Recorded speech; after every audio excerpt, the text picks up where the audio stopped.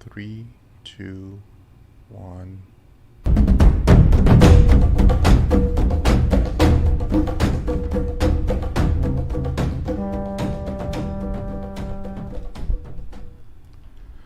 Assalamu alaikum and welcome to the Madam Luke's podcast. My name is Sim. Along with me is my co-host Mort and Robert of Canada, Robert Dufour. I said your Twitter handle, Robert. Sorry, I always goof up these intros. One of these days I'll get it. We have a wonderful show for you guys this afternoon, but before we do that, help us out on patreon.com/the Madam Luke's. It's a few bucks a month is all we ask for. There's a lot of other important causes that are happening around the world that are more worthy of your efforts, but it's a couple bucks will help us out. We have a very special guest for you guys. We are a show that is always thinking out of the box, wanting to hear new ideas, where we're always trying to be objective with whatever we believe in. Our guest today is Edward Dutton. He is a author and the host of the Jolly Rancher. Jolly Heretic. Sorry, Jolly Heretic. Jolly Rancher is a candy in America. I'm sorry, Yeah. Edward. Okay, the Jolly Heretic YouTube channel that airs on what days, Edward? We go live on Mondays and Thursdays at 2 p.m. New York time. Excellent. Well, welcome to the show. Thank you for joining us. You wrote a very a book that really makes Muslims might go might upset a few Muslims. It's called "Why Islam Makes You Stupid, but also means you'll conquer the world." So I actually read the book. I bought it. Yeah, we all three of us bought the book. We read it. Yeah. What made you want to write this book? Well, it's an odd thing, really. I'd always been interested in Islam for a very long time. When I was at school, when I was like 6 years old, my two best friends, Yusuf and Saad, were Muslims. I mentioned it in the book, you may recall. And so that's when I discovered what Islam was and became interested in it. And then so kind of at the back of my mind, I've always been interested. But really, it started was that I was doing some research. I was academic consultant for a research group at King Saud University in Saudi Arabia. And the area that I research quite a lot of is intelligence, the causes of intelligence differences, the environmental causes, the genetic causes of intelligence differences. And we were looking into intelligence in the Islamic world and Islamic countries. And what we started to find was this thing that we refer to as the Simba effect, which is this odd process identified by my research group in King Saud University, whereby the IQ, if you compare people from Islamic countries and in the Middle East and people from the West at the age of about 6, is not that different, really. A few points different, and then the difference just grows and grows and grows until you get to a difference of perhaps 15 or 20 points by the time they're 18 years old. And we were very interested in this. Of course, most of the research group were Muslims and from Islamic countries. And so we started to look into the possibility that there was something in the nature of Islam, in the nature of Islamic teaching and whatever, which reduced IQ, certainly at the environmental level. And so this made me think of it. I as you may have noticed, I quite like I'm a bit of I like being a contrarian. If you tell me that I can't research something and it's bad and that this is it, and if you disagree with this, you're evil, I'm afraid that's where you realise new knowledge is, and that's where you have to go. And so if people say you can't research Islam, you don't go there, I obviously will go there. And it struck me that the way this could be summed up is that there's something about Islam which reduces your intelligence. Why Islam makes you stupid. Provocative, shocking title, but there it is. But then the more I looked into it as I started writing this book, which was originally going to simply be on the relationship between Islam and intelligence, the more I realized that in many cases, the precise things which reduce intelligence in Islam also elevate ethnocentrism. And that is also important because in terms of a group which we pass on our genes individually, we pass on our genes at the kin level, and we pass on our genes at the group level in terms of the battle of group selection. And intelligence isn't the be all and end all. Yes, it is true that in general a more intelligent group will dominate a less intelligent group and will win in the battle for resources and pass on more of its genes. but equally a more ethnocentric group that is positively internally cooperative and is negatively hostile will also pass on its genes.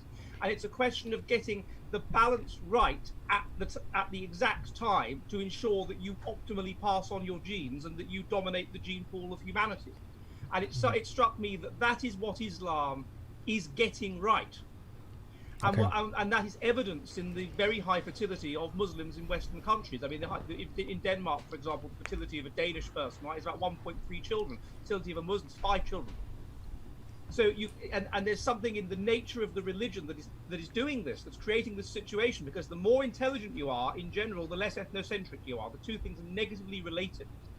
And in terms of being the group that dominates, that wins the battle for group selection, you have to get that balance right. And it seems to me that to the extent that Islam is reducing IQ, it seems to also be elevating ethnocentrism, and thus it's getting that balance right and it's winning. And so therefore the title evolved from something which would just have been perhaps, a lot of Muslims wouldn't have liked, to something which I've mainly had positive feedback about this from people that have got in touch with me who are Muslim. And it's you can see why, because it seems to me that at the moment, I'm not saying that Islam is unique in this. There are other religions that have got it right at other times, often for the same reasons. But at the moment, it is Islam in terms of group selection strategy that is getting it right, because it's getting that balance right. Robert, our show has always been a show of objectivity, wanting to increase our intelligence, be removed from whatever biases and emotional attachments we have to whatever ideas that might be preventing us in raising our previous self or previous station where we were at, and try to become better. So when I hear about the metrics that you are using to determine whether Islam is directly impacting IQ, that makes me intrigued, and I'm like, okay, well, he's made a claim, and let's look at it. The basis of the faith, there is no God but God, and Muhammad is his final messenger. You have laid that out in itself, that it is hurting a societal IQ. Why is that? Like that, the testimony of faith. No, it's not simply doing that. No, there's a whole lot of other things as well. Well, you can look at a number of areas in which this happens, which I set out in the book. So, and you can't take one of these individually and say, well, there's a problem with this one, and therefore it doesn't. Fair enough. You have to take it all together of what it's doing. So, for example, when a society is religious, it is simply that. It is not, it is focused on God, it's focused on religion. It is not pushing to its phenotypic maximum a subsection of intelligence is can be conceived of as like a pyramid. You have general intelligence at the top, then you have verbal intelligence, mathematical intelligence, and spatial intelligence, and then you have these intelligence abilities. Now, you may have heard of something called the Flynn effect. Mm-hmm. The Flynn effect is this idea that we are getting more IQ scores are going up over time by about 2.3 points, 2.6 points per decade, something like that. They're not actually going up on general intelligence. It's a false effect. They're going up on an intelligence ability which is weakly correlated with IQ, with general intelligence, and they're going up to such an extent that and so rapidly or they have been doing, that it comes across as an overall increase in IQ scores. Now, what we found in Islamic countries is that the Flynn effect is limited. When in Kuwait, for example, you have a highly Islamic government which Islamicizes the curriculum and teaches basically an Islamic curriculum, then the Flynn effect gets weaker, smaller. When that is displaced by a more liberal government in Kuwait, then the Flynn effect gets larger. And so what that shows is that what a religious society is doing is it is not pushing to its phenotypic maximum this, what you might call analytic ability or something like this thing that is basically is a correlate of intelligence, which mimics intelligence. And so that's one thing that's true of all religious societies, and which is evidently true of Islamic societies, that if Islam dominates the system, they don't think in a scientific way as much, and therefore their intelligence is reduced. So that's one proof example that we found again and again and again in Islamic countries. So you're controlling for teacher quality, you're controlling for the nature of the teachers, you're just looking at the government curriculum. Now that's the first thing. Then there are a number of traits within it. So for example, the prayer and shutting down industry, briefly, albeit briefly, during the day, is going to have a slight impact on the efficiency of industry, which will have a slight impact on the efficiency of the country, which will have a slight impact on the wealth of the country, and how wealthy a country is affects its ability to push the population's IQ to its phenotypic maximum. So Okay. one thing. Robert, but there are a lot of the. I'm sorry, Edward. I got my white people confused. We don't traditionally have white people on the show. I'm sorry. Yeah. I'm just joking. Edward, you're familiar with the show. The term correlation doesn't necessarily mean causation. Why is it that just because there is a proclivity towards liberal studies in certain countries that those countries are progressing more intellectually? What exactly are the counter argument to that argument is that, no, you're quite right, correlation doesn't equal causation, but if something is replicated a number of times, and if there is a reasonable theory which would indicate that it is likely to be causal, then it is likely to be causal. And that's what we have with that instance, that the more religious the curriculum is, not just with Islamic countries, but Islamic countries are particularly religious. They are outliers, even in studies of how the extent to which people proclaim to be religious. They are outliers in how religious they are, even based on their IQ. So there's a negative relationship between IQ and religiousness in general at the national level. But the Muslim countries are massive outliers. So even though most Muslim countries are quite intelligent by international standards, reasonable IQ by world standards, they're still massively religious. So I would say that the answer to the correlation and causation is that if you replicate it a number of times, and there is a reasonable theory which would make sense of it, and it's the most parsimonious way of making sense of it, then you can cautiously say that you have causation. You could also run various models, which we did as our research group, and just to see what were the possible causes of this. And it does seem that IQ is causal in this relationship. But the second point is that then you have there are other issues as well within that interfere with IQ. So, for example, if you suppress women, which is done in patriarchal societies, then children are brought up by women who are less likely to be educated, and therefore the children's IQ is less likely to be pushed to its phenotypic maximum. So you have purdah. Thirdly, even if you look at the issue of fasting, at that individual level, people's performance will be interfered with by having fasted. Though there are good sides to fasting, obviously, in terms of health and whatever, and that's why I think it's been selected for. A lot of these religious practices are things which are good for the group, and they are then turned into the will of God, as you see that I argue in the book. But that, at that level, it will interfere with industry, it will interfere with the wealth of the society, and it will interfere with the performance IQ of people in those circumstances. Then you have cousin marriage. Cousin marriage, okay, it's not practiced in all Muslim societies, but it's relatively widely practiced in the Islamic world. This definitely reduces IQ, and it does so at the genetic level. Fourthly, you have the very nature of the development of these societies means that they're more localized, and you're more likely to marry people that are close to you. So there's a number of others, as you saw I go through in the book. So there's various doctrines, all of which would interfere with IQ reaching its phenotypic maximum, or which would reduce IQ at the genetic level. But the thing is that we fetishize intelligence in Western countries, and people get terribly upset if you say, oh, there are race differences in intelligence or whatever, which they shouldn't. Because there is much more to life than intelligence. The correlates of intelligence are sometimes quite weak. The correlates between how much money you earn and your IQ is only 0.3. There are other factors. And in terms of group factors, these are ethnocentrism. And these exact practices, which I just laid out, these practices that are associated with Islam, clearly elevate ethnocentrism. And what religions tend to do is they take that which is for the good of the group and they make it into the will of God. And that's what has happened with all of these practices, with frequent prayer, with fasting, even with cousin marriage. All of them can be regarded to a certain degree to be good at the group level and to elevate ethnocentrism. So that's why they relate to the second part of the title. Now, Ed, can I jump in here for a second? Yeah. Okay, so I just wanted to just sort of expand on some of the things that you wrote in the book, because I know that you, I think in page 42, you quoted 3 hadiths where Islam, seeking knowledge is actually a very important part of the Muslim faith. Like seeking knowledge is incumbent on every Muslim man and woman. Whoever has knowledge but does not distribute that knowledge will be kindled with fire in the day of judgment. So Islam itself, like, when I converted to Islam a long time ago, so I had to study the religion itself for a long time and learn more about it.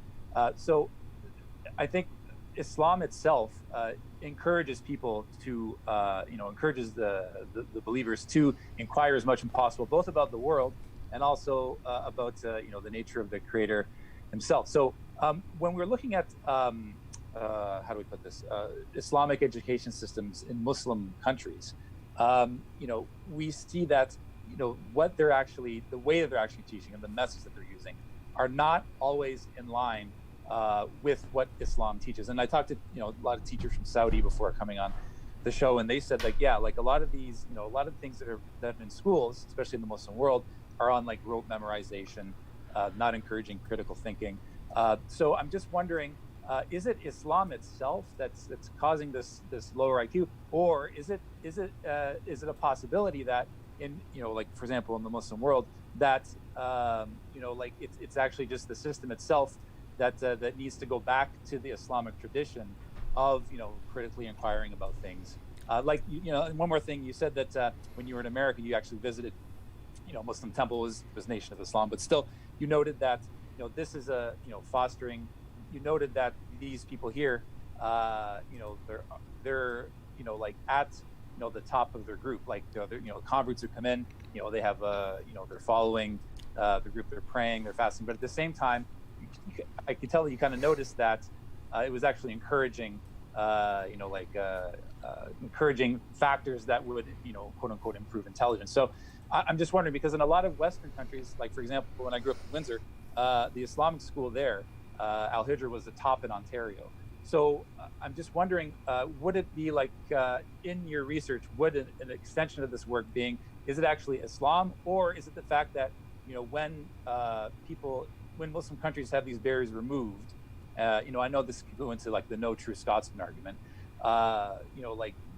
is there a possibility that, going back to Islamic tradition of inquiring and doing critical thinking, would that actually help out Muslims in, in keeping their intelligence at an optimal level? That makes sense, or? It's quite a long question. I'm sorry. Quite how I'm about to go. I would say that all I can say is that based on the data we had, when the curriculum is, from the perspective of these people in these different countries, run along what they regard as Islamic lines, strictly along the Islamic lines, and pushes that and dedicates therefore substantial parts of the day to Islam, to learning about Islam. And to whatever, then this seems to have a negative impact on the extent of the Flynn effect in these countries. Okay, when there is a secularization of a conscious secularization of the curriculum, then you have the opposite effect. You have this Flynn effect becoming larger, and so that implies that we'll never get. You're quite right about no true Scotsman. We'll never get down to. You could always pluck out something. I mean, you could say it with Christianity as well, and probably this was true with Christianity when Christianity was in the position that Islam is in now, which was the medieval period, basically, when Islam was the society that was the dominant society, that was the civilization, that was the whatever, and the Christianity was on the rise. I wouldn't be at all surprised if this could be if we could go back in time and test it. It would be the case then. Mm-hmm. So it's not unique to Islam in that way. It's unique to any religion or any civilization that is at this stage in growth. Then you have the emphasis on religion, on binding, on bonding together, and on ethnocentrism, so that you can ultimately, because if you look at computer models, the key way that you defeat other groups, the key way, even more so than intelligence perhaps, is ethnocentrism, and so that's what needs to be done. And to achieve that, you have there are many ways you have to be bonded together in many ways. And one of the things that you tend to have is a kind of intellectual submission, whereby you show your submission to the group by accepting certain dogmas and basically doing as you're told and being obedient. Okay. And that is the stage that is Islam in that form that you see in these education systems seems to be at. It's perfect. Of course, there's been a liberal Islam. There's been an Islam of Baghdad and in the 800s or whatever, where the center of learning of the world is the University of Baghdad at that time. So, but this tends to be moving away from, as it were, the fundamentals, moving away from what can be regarded as the if we divide into essentialist categories of Islam and the sort of essence of Islam, which was at its founding.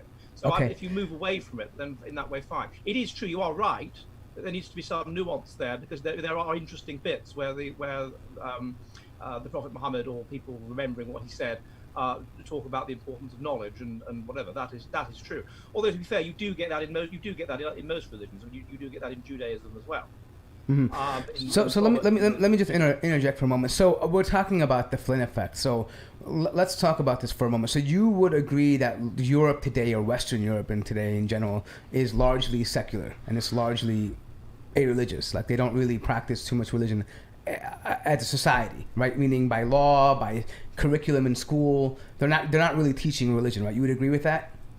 In the sense of religion as developed under the harsh Darwinian conditions up to the Industrial Revolution, where it's based around the collective worship of a moral God. Correct. Okay, going. Yeah. Right. So to speak now that we agree on that.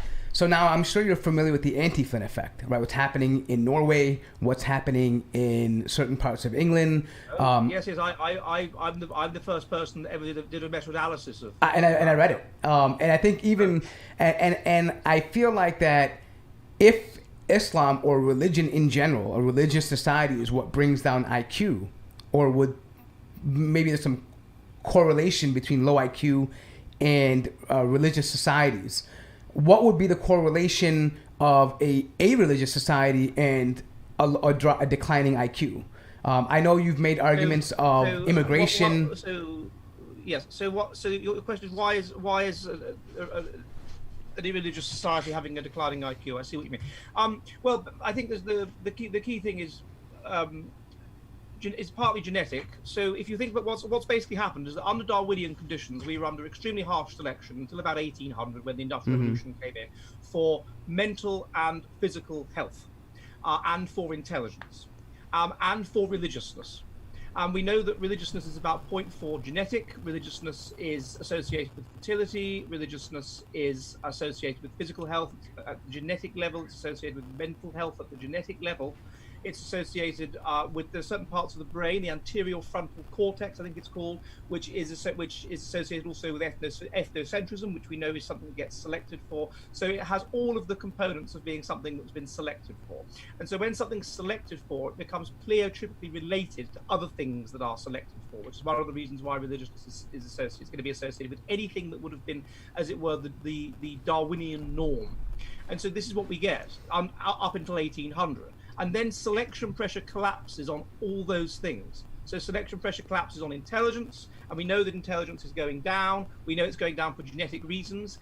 In Iceland, the percentage of the population that carry genes associated with intelligence, basically, or very high intelligence, has gone down over the last 3 generations. But equally, you would expect religiousness, because it's not being selected for anymore, to go down in tandem with intelligence going down. Even though there is a very weak, it's about 0.1, 0.2 negative correlation between religiousness and intelligence.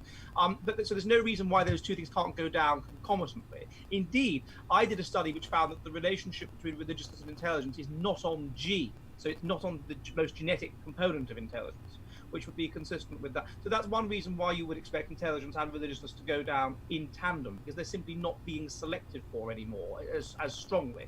And so you're going to start to see them go, particularly with intelligence, you're going to start to see them go down. Why is this happening? Well, first of all, that the key thing is contraception. So once you get, first is religion and contraception. Once you get to a certain level of development, not only do the genetic pressures start to go down because you have civilization, so people become less religious at the genetic level, but also people are comfortable. The key predictor of religiousness as well is that you are basically frightened, that you have mortality salience, that you're confronted with your own death. This is the environmental predictor of religiousness. And so this, of course, is completely gone. People do not have any confrontation with death really now in Western countries. And so therefore religiousness can go down. Intelligence goes down at the same time, but civilization as we have it can be sustained because the Industrial Revolution, it's a bit like living off capital. The Industrial Revolution set up this massive, this hugely important thing, which has meant that we're the children, the grandchildren, the great-grandchildren of this very clever man and we're like just living off the capital. So you're saying because of the work that was already done, we'll be able to sustain ourselves by these. Yeah, even though we're becoming more stupid, even though the level of per capita innovation is going down. I mean, we are back now at the peak of per capita innovation. So number of important innovations per million of population per year was in 1870. That was the peak of per capita innovation, rising from 1100 up to 1870. We are now back at the year 1600. So when Elizabeth I was on the throne, we are at that level of per capita innovation. I have a question though. If I finish, so we're at that level of intelligence or something like that, but we're not at that level of living standards because we've built up this capital, and all you have to do to, as it were, make it create interest. Is do minor tinkering with it. So I have a follow-up question. So if we're going to take that into account, that we're declining in IQ or intelligence, how does that apply how do you rectify the Flynn effect? Because they did it starting from 1925 to I think 1980. The Flynn effect. So you have this model, as my colleague Michael Woodley of Manet's model, it's called the co-occurrence model. The Flynn effect is not on G. So if you conceive of intelligence, it's a little bit like height. If you think of why have we got taller? We've got taller, not for genetic reasons. We've got taller because our environment has meant that we're sufficiently healthy that we have longer legs. How tall your trunk is, this is highly genetic. How long your legs are is highly to do with environment. And we've been getting longer legs. So we could even have been getting shorter trunks, but we're getting longer legs. And so we come across overall as taller than we were 100 years ago. If you compare it to intelligence, what's been happening is that you have these different components of intelligence. Some are strongly genetic, and some are to do with environment. And what's been happening is at the genetic level, since about 1800, intelligence has been going down. But at the environmental level, it's been going up. It's been pushed to its phenotypic maximum. The IQ test is an imperfect measure of G. It's an imperfect measure of genetic intelligence.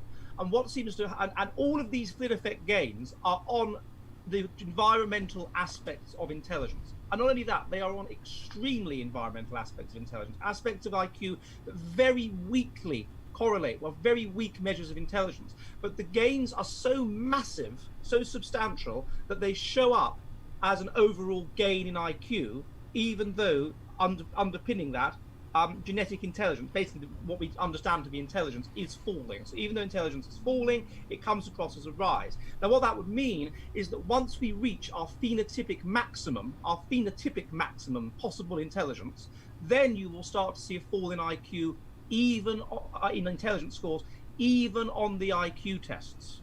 And that's what you see. From about 1997, IQ scores are themselves going down. But while that's been happening, measures of intelligence which are more invariant across time, which don't have the problem of the IQ test that they are, basically, we are living in a society which makes us think in a scientific way, which makes us think in an analytic way, which pushes us to our phenotypic maximum on this component of the IQ test.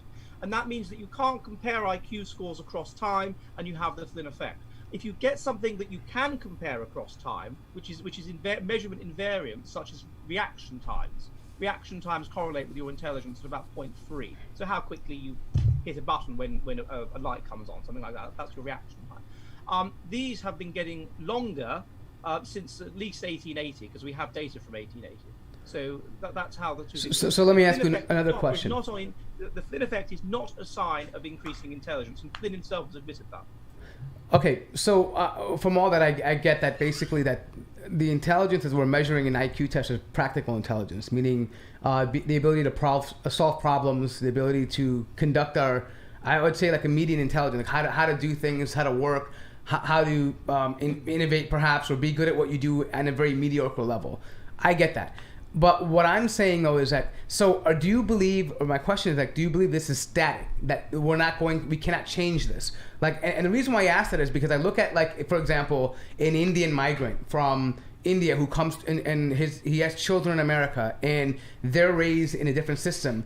And the IQ of that child is probably much higher than the average IQ of India, which would be about 80 or 82. I don't know what it is, but they would be around the 100 IQ range, median, generally speaking, in America. So, and that's largely. I'm not saying that it's all environment. I know that genetics probably play a good 50 to 60% of intelligence, but if it's not static in that sense, meaning that the child from India can be raised in America and he's scoring high on his IQ test, does that mean that to me it shows we're not at a dead end, that it's not static as long as we create the environment for stimulation and for them to grow. Yeah, intelligence is about 80% genetic, and so 20% of it is environmental factors. What are those environmental factors? The key things are cognitive stimulation, basically, particularly at key growth phases, but indeed throughout your life. And Flynn, who you mentioned earlier, has written a very interesting book called something like "Why Your Family Makes You Smarter." And this is so intelligence when you're a child is weakly heritable. It's about 0.2 heritable, 0.3 heritable. And the reason for that is because it's not you're not creating your own environment consistent with your own innate intelligence. Your parents are doing so, and your teachers are doing so, and these kinds of people. Once you get to adulthood, you start creating your own environment consistent with your own innate intelligence, and this will mean that your IQ will either go down compared to what it was when you were younger, or it will go up. And if you spend all your time with highly intelligent people who will intellectually stimulating or whatever, then you will push your IQ by doing that to its phenotypic maximum, and that's why you'll get these changes across time. The correlation between, I think, IQ at aged 8 and aged 18, I think, is something like 0.6. So yeah, I mean, there's definite environmental room for change for sure, but it's limited. It's highly limited by genes. As for your comment on Indian immigrants, I don't know if you watched it, but I did a video on Hindus in the UK, yeah, and on the Hindus. And so what you have, particularly with Hindu immigrants, is a situation where the system in India, the caste system, creates a system where the way that sexual selection works is that women sexually select for status and men sexually select for looks. And now that's a stereotype and whatever, and there's all kinds of nuance in that regard, but that's basically the essence of it. Women sexually select for status because under prehistoric conditions, if they could get a man who had high status, then he would look after them, and their offspring would be more likely to survive, and also he would evidence his good genes, basically, by having the status. And so they sexually select for status and therefore for intelligence and for socioeconomic status and whatever, money, whatever, right? Men, they don't have to do that. They can live fast, die young, as it were. They can be, you know what I mean. And so consequently, they will sexually select for youth and beauty, these are signs of good genes and so on.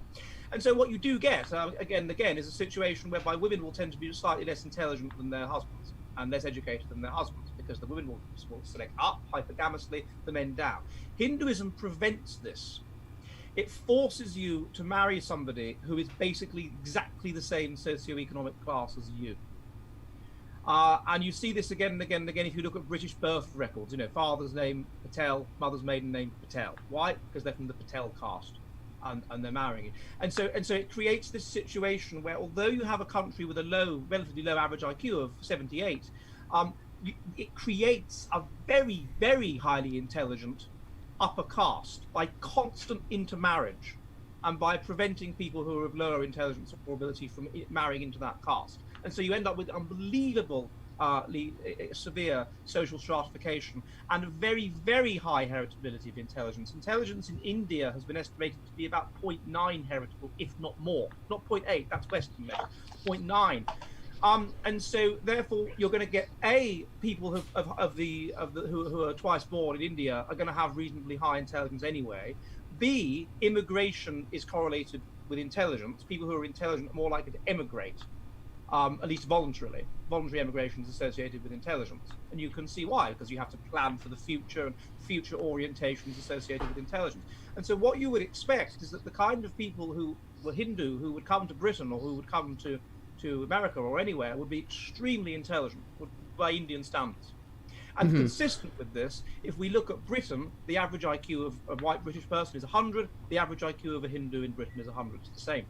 Okay, so let me ask you this. Let me a follow up question. So let's say that they're marrying within the caste, but you mentioned something about consanguineous marriages as well too, about how marrying cousins or near relatives or relatives around could be a negative impact on IQ.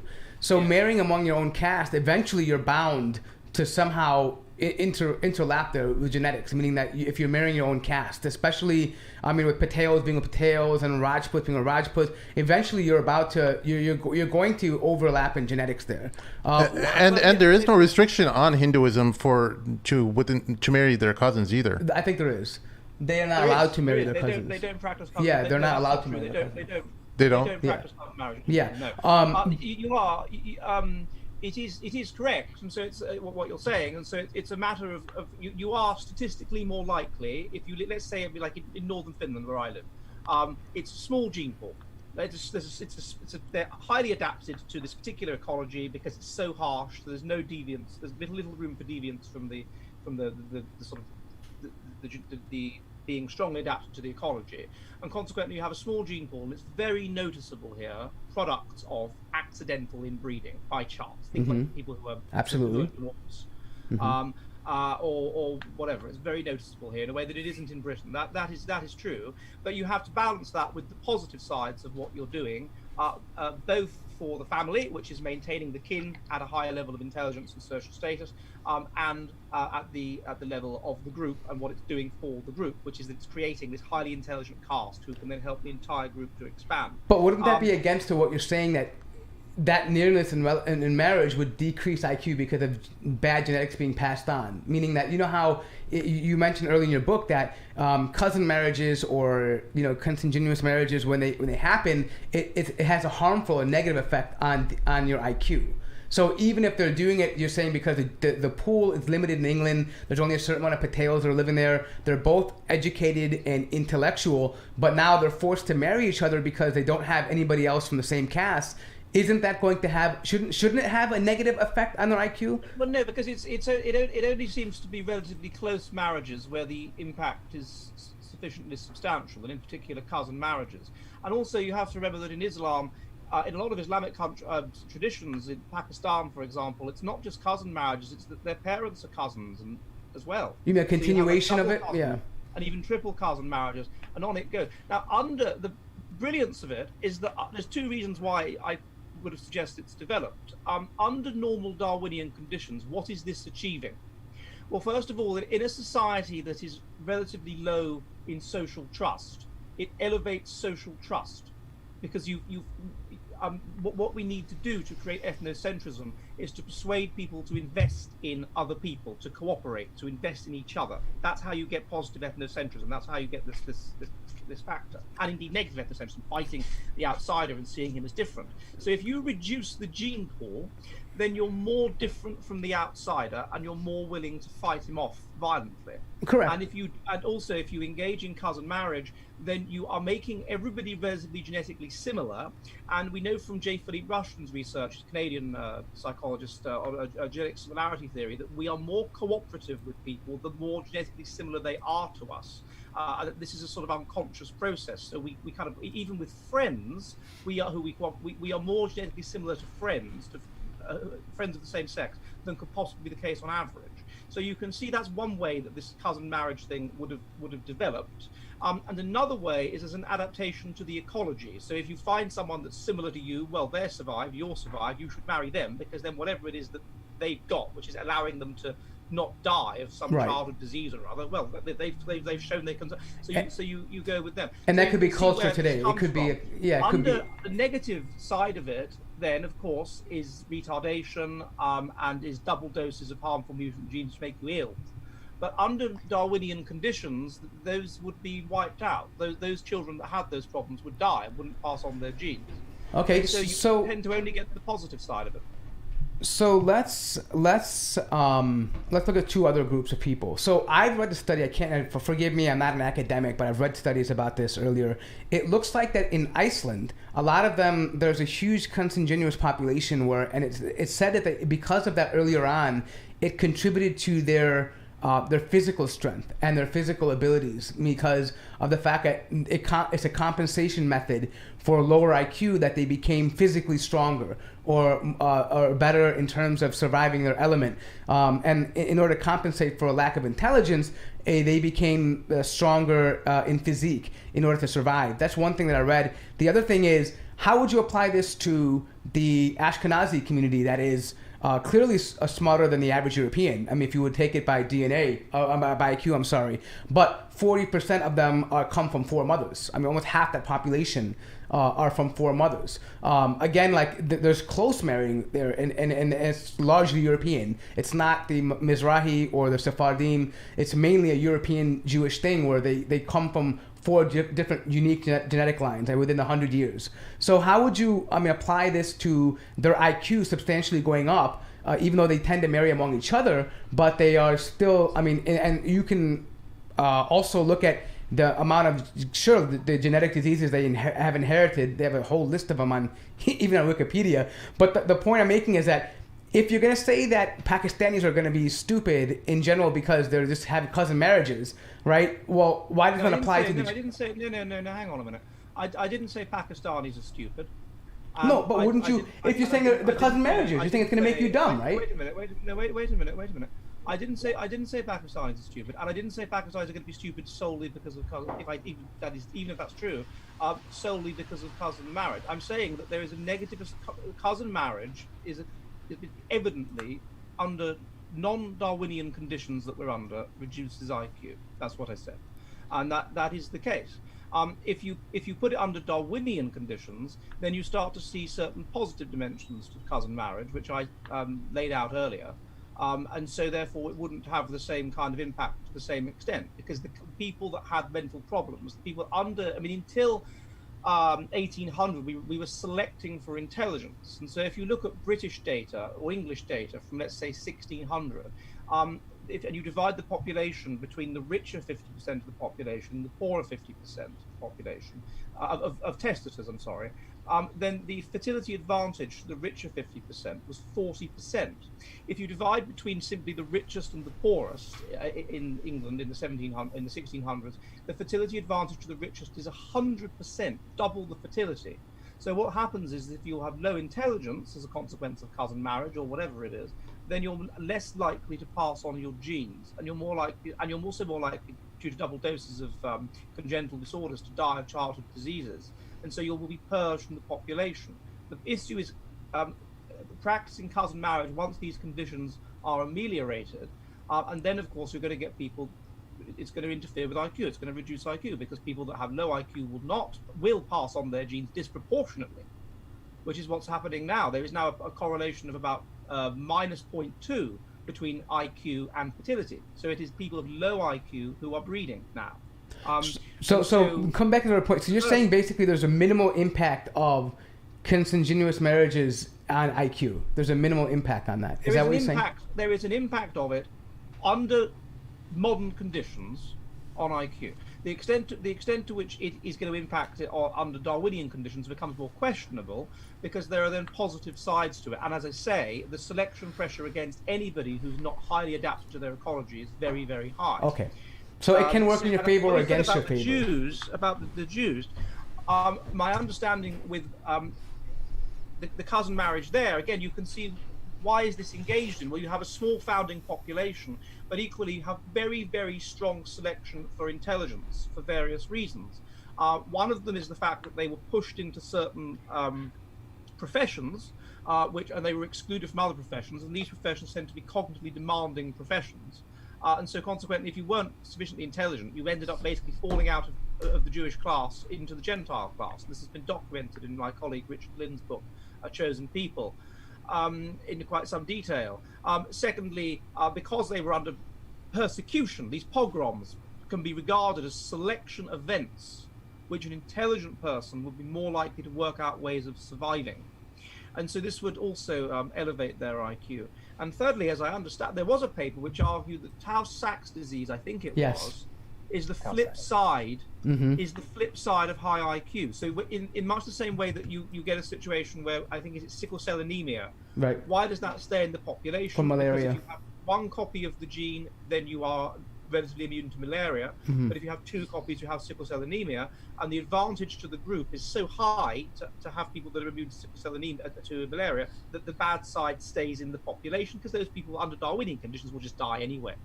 And so it only manifests now. Similarly with, I think, is it what condition called that's only, you only really get among Europeans to a great extent, where your lungs fill up and you can't breathe. What's it called? Cystic fibrosis. Oh, cystic fibrosis. Yeah, right. It's said that the flip side to this seems to be being relatively immune to tuberculosis. So again, this stays in, and what could be the case with Tay-Sachs is it stays in because the flip side, if you have one of the alleles, seems to be perhaps an elevated IQ.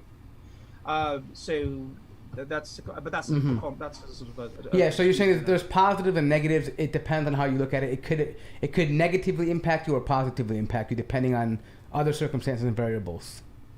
Yeah, and as for Iceland, I'm not familiar with that. You know what? I'll have to get that to you after the show. I'm sorry, I shouldn't have brought it up, but the selection pressure in these Nordic ecologies, it was very high. Right. So until 1800, you had about 50% child mortality in England until 1800. Right. But I think it might have been even higher than that in some of these societies. It was so harsh. Yeah, and that kind of did mention that was mentioned in the study that I read. I can't recall exactly. I'll have to send it to you after we get done with the show. But Ed, what is the statistics like in the state of Israel of a highly religious society? Although they have a lot of secular elements as well, but I would be curious to know, because that society has produced so many great scientists and academics throughout the world, why hasn't the effect of Judeo-Christian values, monotheistic values, or why hasn't those beliefs have had the same effect that it had on the Muslim countries?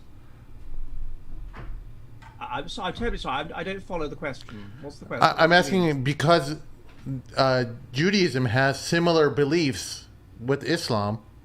Why hasn't those beliefs have a negative impact on their IQ level as it? Well, they're not into giving out data on such things. The state of Israel. So it's they won't give out military conscript IQ data, things like this. So we don't have that. I can check, but I'm pretty sure we don't have that. We don't have that. That's a shocker. We don't have that. We don't have that good data on it. And I think we need as well to distinguish between the people that live in Israel and the Jewish diaspora, because again, as you mentioned earlier when you were talking about immigrants from Indian subcontinent or whatever that go to America, it's intelligent people will emigrate, and so and intelligent people will be as well. It's associated with kind of liberalism and being open-minded and whatever. And so the Jews that decided to go to Israel, a lot of them are either highly religious in the sense that they're Haredi, that they're Orthodox Jews, and of course these people have very high fertility and have gone from some small percentage of the population, I know what it was 5-10%, about a third of the population now. I mean they have very high fertility. And then there's those people can be perhaps regarded as a kind of level of high religiousness in a way. It's not exactly, it's a bit complicated, but it's kind of a religious fervor. And then you're going to get those that don't go, who would perhaps be less committed to such things. And I would suspect those people would be more intelligent. And I mean, they're consistent with this. The IQ of Ashkenazi Jews living in America is 112. 12. Yeah. So it's almost a standard deviation higher than white people, than Gentile white people.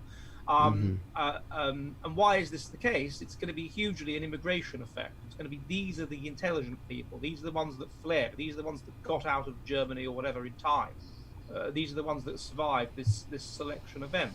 Whereas in Israel, I think the IQ is about 95, or it's I have to check. I've got the most recent numbers here somewhere. I think it's almost 100. It's not 100 yet. Yeah, it's something like 97, 98. It floats right just underneath 100, if I remember correctly. 92. Oh, okay, yeah.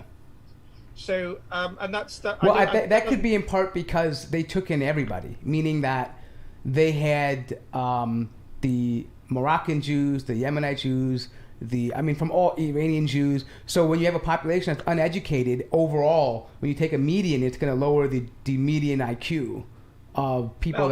It's the IQ of the Ashkenazi in Western countries seems to be 112, but the IQ of the Mizrahim and the other one, it's like 85 or 80, something like that. It's a bit higher than that, but it's considerably lower.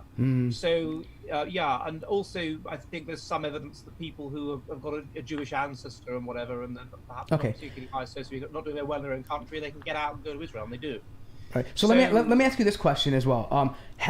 Would it be safe to say that since, like, for example, I keep referring to America because I live here, right? And I'm sure the UK could be different, but are you saying that since that, because of immigration policies and migration patterns, most people, including Muslims who end up in America, are generally likely to be of higher intelligence because they have certain qualifications that allow them to migrate, or whatever it may be?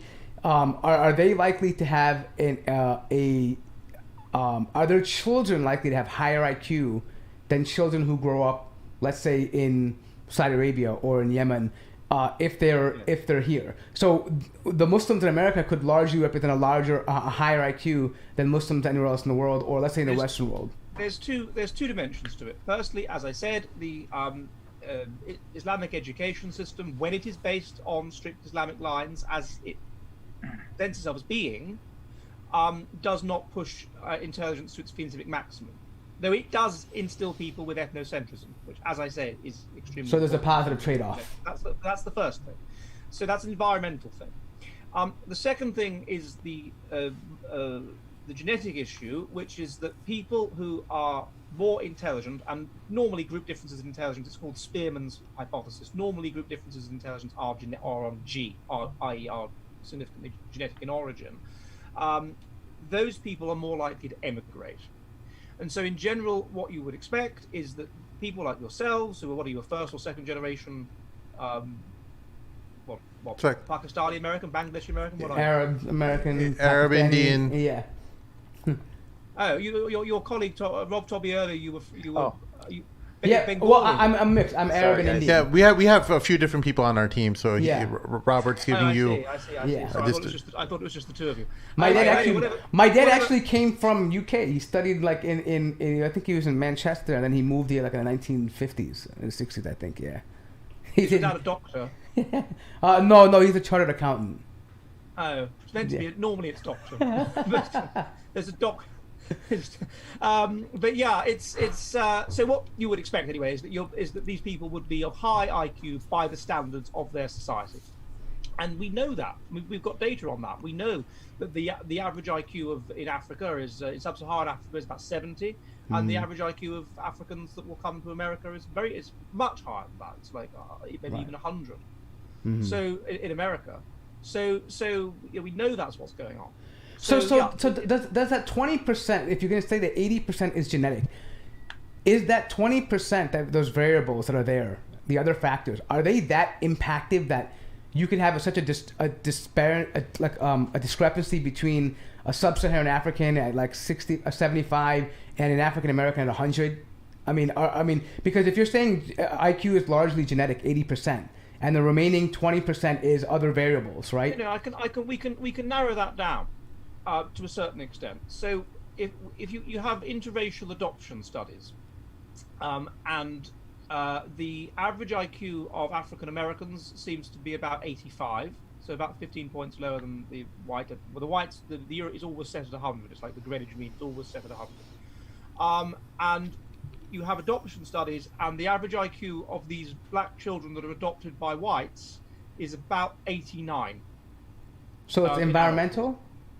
So yeah, that would imply almost certainly, because you would actually think that it wouldn't be blacks with an average IQ of 85 that would be giving up their children, would it? It would be probably lower IQ black people. So let's say they have an IQ of 80 or something like that. So it might elevate the IQ by about 10 points. So if you want to make a population smarter, you educate them and you surround them with people who are equally intelligent or superior intelligence. For sure. If you want to boost your, one of the things that happened, actually that was interesting. with the data in Saudi Arabia and various other Arab countries that we have. This is interesting. The educations they go to school. They start age 6. These children, these Saudi children, with an IQ of about 95, compared to a white IQ of 100. Now, and then the difference gets bigger. Now, part of this could be what's called a fast life history strategy. So this is the idea that you're on a spectrum. We're all on a spectrum between live fast and die young, and live slow and die old. And people who are fast life history strategists will peak sooner. And so what you tend to get is a situation where the, let's say, white people who are a slower life history, faster life history strategists than East Asian people, they will be more intelligent than East Asian children at the age of 6 or 7. Mm-hmm. But they will peak too soon. And eventually the East Asian children will overtake them. And East Asian children have an average IQ of 106, 107, something like that. So part of it could be that, but part of it is a significant component, is almost certainly environment. And what seems to happen basically is the difference in IQ between these if the white IQ is held as a constant, the IQ of the Saudis, the Arabs, gets lower and lower and lower. And at the age of 18, it's gone down to 75. And then by the age of 30, it's back up to about 82. So that would mean after traveling or getting educated. After not being at school. So the schooling system is that bad. Mm-hmm. And once they're removed from it, and they're therefore not doing whatever they're doing to them at school, and they're thinking... Yeah, so this is interesting. Their IQ goes up. You know what? Because, I mean, I'm sure a lot of people would take this data and say, oh my God, it's offensive. You're calling Muslims stupid. What's offensive about it? I don't know, but some they probably would. You're calling them low IQ. But for me, I look at it and I'm saying, well, based on this conversation, it's something you can change. If you want to create, I mean, and I look at it from this perspective, from a historical perspective. I mean, Europe, in the European ages, they were doing pretty much, in the Dark Ages, they were doing nothing, while in Andalusia, the Spanish Muslims were pretty much dominating everything in their field. I mean, it happened to be a product of their environment. You even had, from Cordoba, I mean, you even see the influence in universities in Fez and Morocco, and then somehow, somewhere along the way, there was a decline. And there was a lack of focus. No, I look at this. I don't remember whether I looked at it in much detail in Why Islam Makes You Stupid, but also means you'll conquer the world. But I do look at it in my book, At Our Wits' End, Why We're Becoming Less Intelligent and What It Means for the Future. Civilizations always go through these cycles. Indeed, there was an Islamic philosopher called Ibn Khaldun, Ibn Khaldun. Who came up with he called it Asabiyah. Yeah. And what he was basically talking about was ethnocentrism, essentially. Yeah. But you have this process where you start off, you're the desert tribesman, you're not particularly high IQ, but you're under these harsh conditions. And so there's very strong selection for intelligence, there's very strong selection for group selection, for battling with other groups. Therefore, there's very strong selection for religiousness, there's very strong selection for all of these traits, particularly for ethnocentrism and intelligence. Eventually, therefore, you build your way up and you displace the previous population and you overtake things and you dominate things. And then you become decadent. Why do you become decadent? Because you create a civilization and this reduces the harshness of these Darwinian conditions, one, so therefore intelligence is less strongly selected for. Two, because you have these nice conditions, the upper class have very nice conditions, and they have weak mortality salience, and they start to become irreligious. They don't feel God's presence anymore. They don't fear God, and so consequently, they start to become irreligious. They bring in things that reflect this lack of religiosity. So things like abortion and contraception and things like this, and wealth, and they become decadent and too interested in kindness, basically, and so you end up with welfare and all these kinds of things, which then further perpetuate a situation where IQ is not only not selected for, it's negatively selected for, and they stop having children. That's the key thing. The upper class, once they stop being religious, stop having children, because that's what incentivizes them to have children. People that are of lower intelligence will have children because they're impulsive and they just have sex, and because they can't help themselves and they have children. People who are of higher intelligence have the impulse control to stop themselves, and they plan it out, and they realize they really would rather not have children because they're high in openness and all these kinds of things, which correlates with IQ at 0.3, and so they want to have an interesting and stimulating life, and they see children as getting in the way of that. And so consequently, they stop being religious. Intelligence becomes negatively associated with how many children you have. The intelligence of the society starts to go down. The religiousness of the society starts to go down. The ethnocentrism of the society starts to go down. Then they start, because they low religiousness, they start letting in immigrants. This destroys social trust. There was interesting research by Robert Putnam on this. Destroys social trust, even among the natives, because the natives perceive the immigrants as people with whom other natives might collaborate. And you get the same process again and again. And then the society gets less intelligent, less religious, less ethnocentric, goes into decline, collapses, and is taken over by the new group with the high Asabiar. And that's what we're seeing. And it's fascinating if you look at the decline of Baghdad. It's not, people say, oh, well, it's the decline of Rome, it was just like this. The decline of Greece is just like what we're seeing now. The decline of Baghdad was like this. I mean, there's a very interesting book by somebody called Sir John Glubb. He looks at this. Decline of Baghdad, they had women lawyers, they feminism, they had women lawyers, they had sexual license, they had people thinking the best people in the world were people that were good at playing musical instruments rather than military leaders. They had everything which you're now seeing in the West. It's just exactly, they had, of course, the high intelligence people weren't having children anymore, it was the upper class weren't having children. This was commented on at the time. And had lost their religiousness, and nobody really feared God anymore. Right. So it always the process. I'm just going to turn a light on. It always occurs. Yes. What? You all right? Oh, okay. Oh no, he's turning his light on. Oh, okay. Light. Okay. All right. Okay. I thought you just got up and left. I said, "Whoa, what happened? You got upset or something?" No. I thought the sun never sets there, Edward. Well, it doesn't set, but it goes down in the sky. Okay.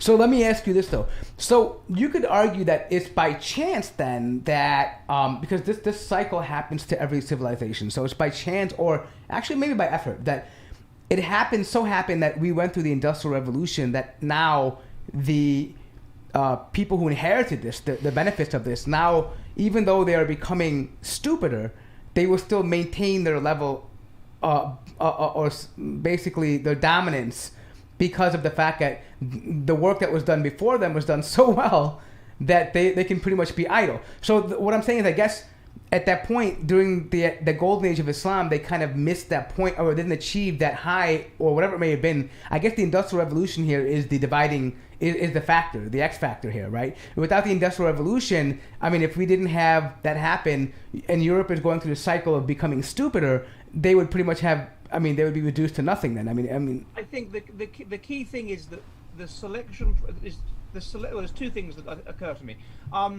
Again, I look at this in our wit's end. The selection pressures on us, on the Europeans, or all of us, but therefore particularly the Europeans. The Europeans had high IQ anyway because they were adopted to a cold environment, and this strongly selects in favour of IQ because there's more problems to solve, basic needs are met to a lesser extent. And so they were very strongly selected for IQ because we reached, remember, the Maunder minimum in about 1707, like the coldest it had been for a very, very long time. So the selection pressure for IQ was extremely strong. So that's the first thing. That's very important. The selection pressure was so strong for intelligence. So of course it pushes intelligence up to a very, very high level, such that the breakthroughs of the Industrial Revolution can take place. Now, normally, of course, what happens is that you get to nearly an industrial revolution, and then you start to question religiousness, and you develop contraception, and therefore intelligent people use contraception, and they limit their fertility because they don't believe in God so much, and consequently they don't want to have children, and so, you know, and then you get this negative association between religion and intelligence, and then you start to go backwards. Now, for some reason, Western society got beyond that. We innovated the Industrial Revolution, and then started to become less religious, rather than becoming less religious and therefore not quite hitting the Industrial Revolution. And so I suspect the reason for that was very intense selection, not just for intelligence, of course, because there was such strong group selection. There was this fighting between different European nationalities and whatever over resources. So there was very strong group selection, and religiousness elevates ethnocentrism, and it makes ethnocentrism the will of God, basically. And consequently, there was strong group selection for religiousness as well. And in particular, you had the Black Death, which killed up to half of the European population, but up to 80% of the serfs, up to 80% of the poor were killed. compared to about So half. the lower intelligence kind of died off. So it's selected for intelligence hugely, and for religiousness. And I proved this in a paper. We showed that religiousness increased across time in a way that would only be predicted by the Black Death having happened.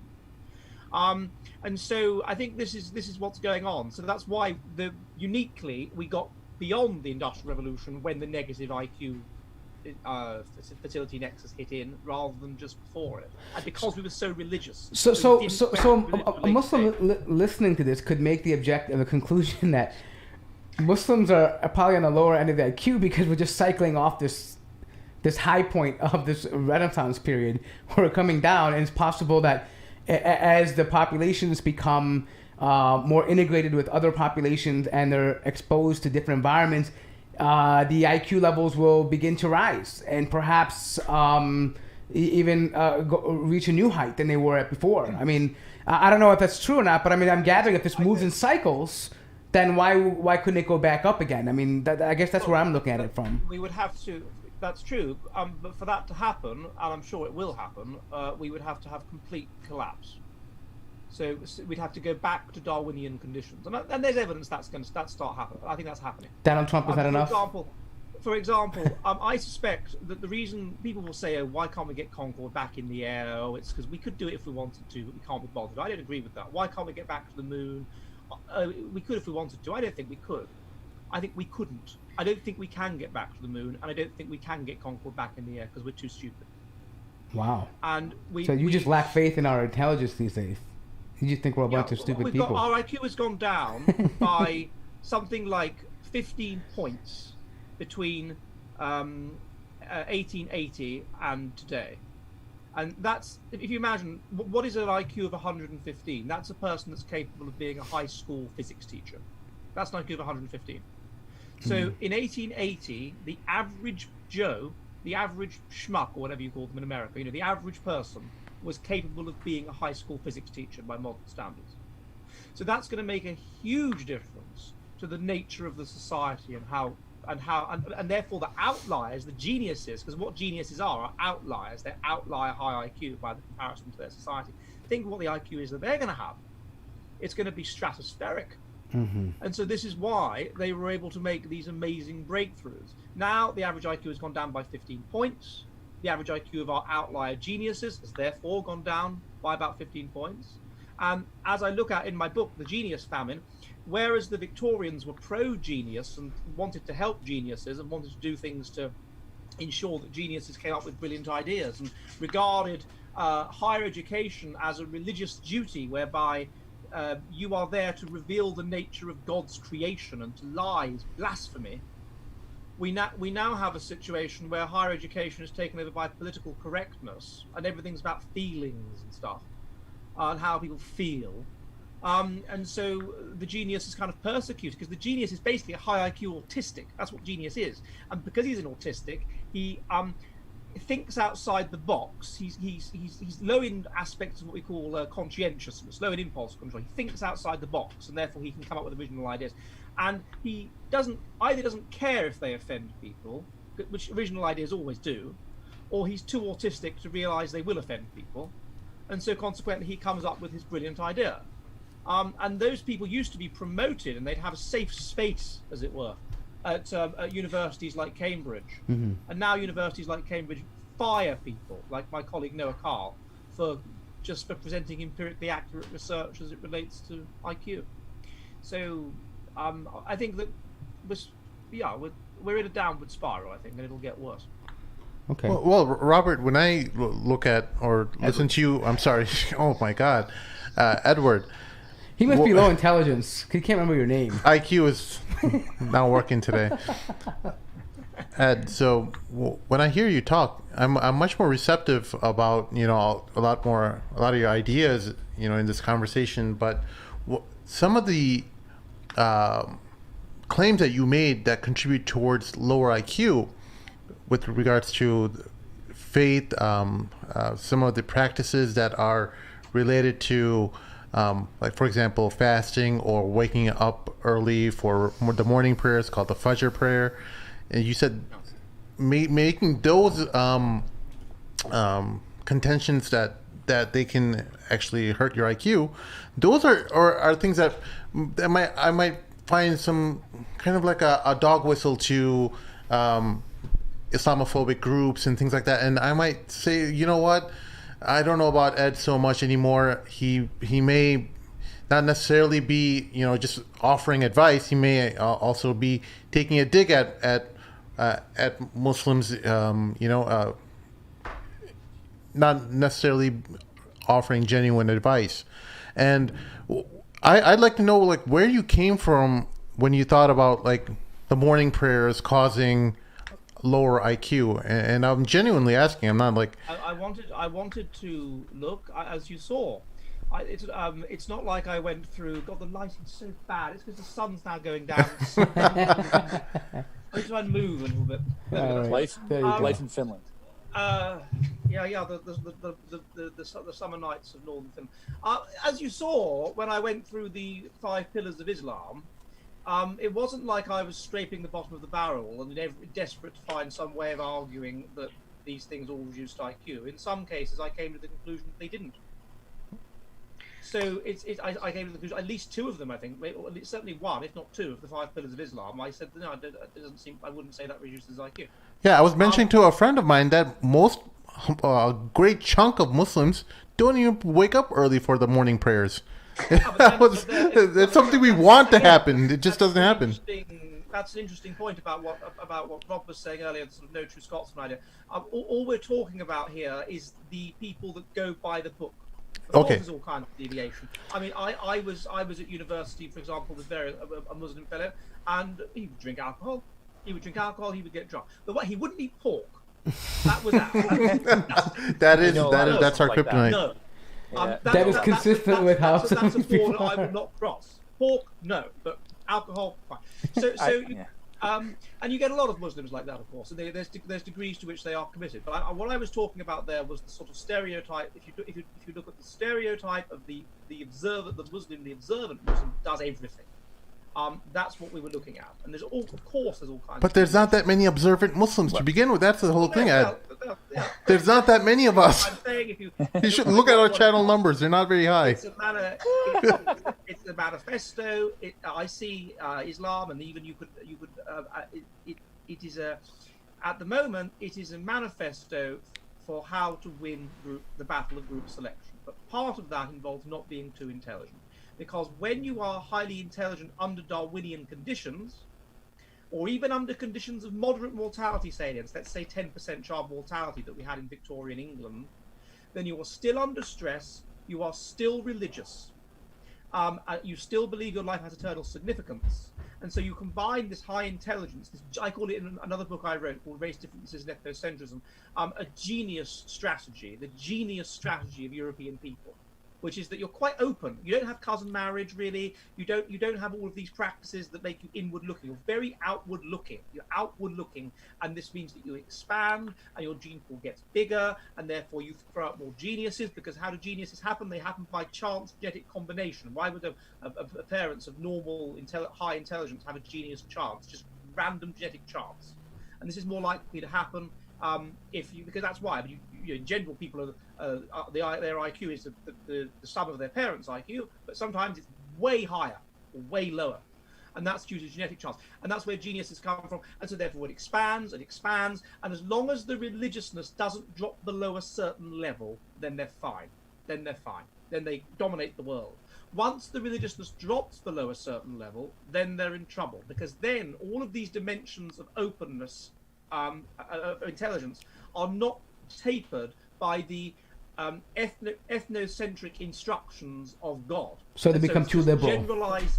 It's just generalized kindness, generalized, because that associates with intelligence, altruism, generalized open to everything, just generalized, and so therefore you get invaded and you collapse. Right. And so what Islam is doing at the moment is it's getting that balance right. And one of the ways I suspect it's getting the balance right could even be the influence on intelligence being negative, because once you get too intelligent, then that's associated with all kinds of anti-ethnocentrism, anti-nationalism, and basically decadence. So it's getting that balance right. That was the point. And the remark that you made about, you know, I'm having a dig at, does it sound like I'm having a, I mean, this is the thing. I guess the book gives with one hand and takes with another. So some people who are these nationalists, European, would love the idea of, oh yeah, Islam makes you stupid. But then there's the other side of it. It also, there's the ethnocentric dimension. And equally from a Muslim perspective, I entirely appreciate, yeah, that's not very nice to hear that it reduces intelligence, but equally it promotes ethnocentrism, which can be as if not more important. So you would say it's about practicality. So you would say it's about practicality, saying you kind of need to be this way in order to dominate. I mean, if you want to, I mean, because if you create a society full of highly intellectual people, you may have all sorts of other problems that will not allow you to dominate. Precisely. This is precisely it. So intelligence at the group and indeed at the individual level is good up to a point. As I said, IQ correlate in America, let's say, where you don't have proper health care and whatever, right? It's important to have money. It's more important to have money in America than in Britain or Canada, where you can fall less far. There's more of a safety net, right? Yeah. Nobody in Britain or in Britain anyway ends up living in what you call a trailer. That would be considered unacceptable conditions in which we live. Now, in America, it's more important to have money. The correlation between how much money you earn and IQ is only 0.3. It's only 0.3. So it's there. It's important, but you know there's other factors as well. Personality factors, in particular, conscientiousness is a big one. Impulse control, rule following, conscientiousness. So it's what you say is precise. Intelligence is important up to a point, even at the individual level. Once you get very high IQ, like extremely high IQ, super Mensa IQ, mega high IQ, this correlates with all kinds of problems. Mm-hmm. Because if you are very high in intelligence, one of the things this means is that you're hyper aware. Part of the ability to solve problems is you take in lots of information. And therefore you can assess lots of information and you can solve the problem better. But if you take in lots of information, you're hyper aware. And people that are highly intelligent, I mean very highly intelligent, are often basically autistic. They're very sensitive to noise. Mm-hmm. They're very sensitive to all kinds of stimuli. They get overstimulated easily. Equally, you get a situation where as intelligence gets higher, the positive manifold between the different components of intelligence gets weaker. And so at its extreme, you get someone that's very high IG, so very good at basically maths, but is crap at things. Sorry, what I'm not allowed to swear. Sorry. Is wanker at things which are much lower down the IQ pyramid. And the Sheldon Cooper from Big Bang Theory would be an example of that. So he's mega intelligent, but he has no social skills. He can't drive a car. He doesn't pay his bills, you know, and so intelligence is good up to a point, and the balance at the individual and group level, in terms of success. Because again, I think super high intelligent people, remember, they don't have children. I mean, now we're at a point where people that are they don't have children, particularly women who are very intelligent don't have children. Mm-hmm. Yeah. So it in terms of passing on your genes, in terms of competing successfully in evolutionary terms, the balance between these different factors is what. So I'm going to throw something here. I don't want to give out my exact results. I've done a Mensa IQ test, and I'm above average. I'm far above average, but I find myself getting annoyed with stupid people. Like, I can't talk to them. I can't relate to them. Like, I just, it's so not, I mean, I feel so annoyed. Like, I feel like they take forever to articulate their points, and I just don't have the patience for it. So I think I can imagine someone who's much more intelligent than I am. I couldn't imagine how I'd be able to relate to the common man and like just be able to, you know, just have a conversation or function in society without having a breakdown.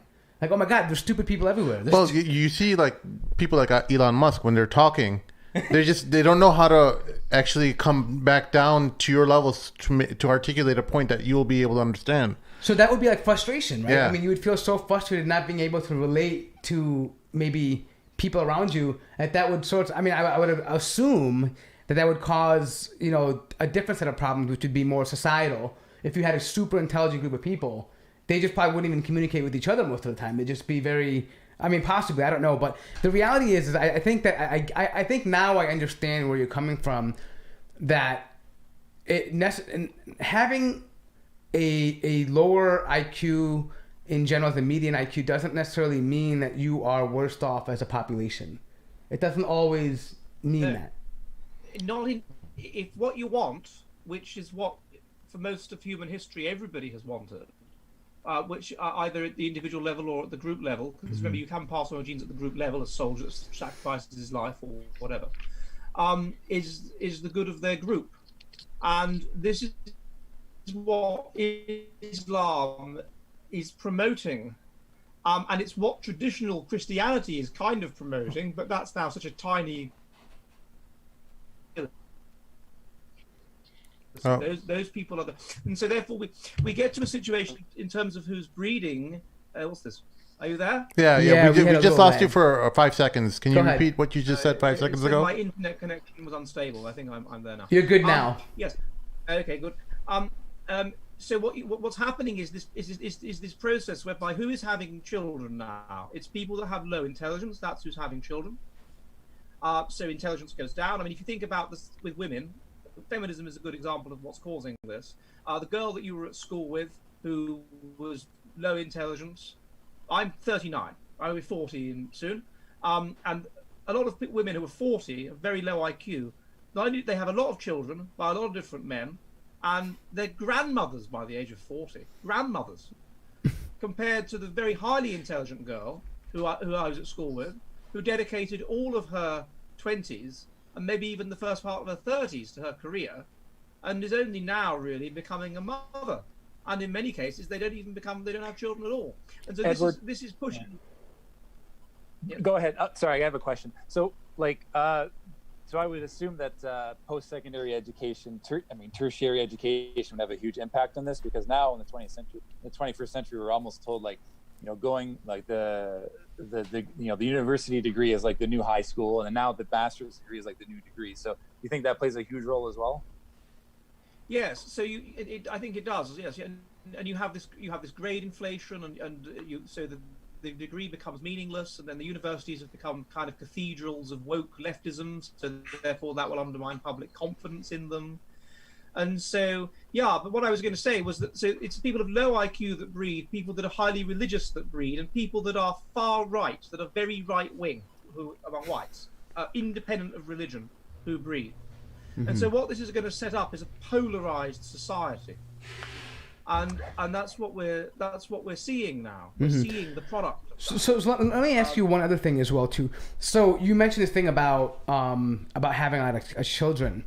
Now I know you made the correlation between lower intelligence in that, but two questions about this. Number one, do you think that it's could be biological, that they feel threatened as a species, that now, if we, they know that, we have generally because people with lower intelligence generally tend to have lower incomes, lower standard of living. So they probably feel this biological need that, we have to, protect our species. So we're going to procreate as much as we can so that, to offset the ones that are going to die off or the ones that won't achieve.